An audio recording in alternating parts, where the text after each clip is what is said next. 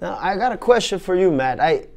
In your opinion, when you have a striker like Karolina against a grappler like Gadelha, in general, if you have a great striker versus a great grappler, in your opinion, who has the advantage in a situation like that?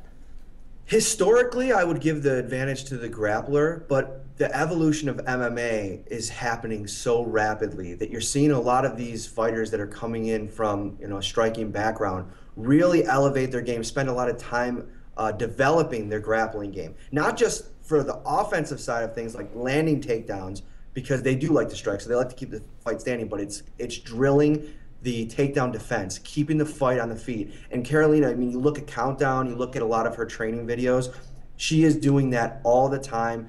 I think that it's one thing to drill that, and it's another thing to actually be in the fight, be tired and have to defend somebody like Claudia who's going to put her weight on her. Claudia landed takedowns against Joanna Jędrzejczyk, so she's probably going to be on her back at some point in this fight. But what happens when you're on your back? You think back to Conor McGregor against Chad Mendes. Yeah. Chad Mendes was beating Conor up pretty good. He had him down on the mat a few times, but what did Conor do? He got back to his feet every single time, took the punishment, and finished the fight. Karolina can manage the situation when it's on the mat, do her best to keep it standing. I think I give the advantage to her. Yeah, I don't disagree with you, but at the same time, I'm going to go with Gadelha in this fight. I do think it's going to be very tight. When I was looking at the numbers, trying to break it down, trying to pick a winner, I'm going to give the slight edge to Gadelha. I think it will be the fight of the night. I think it's going the distance.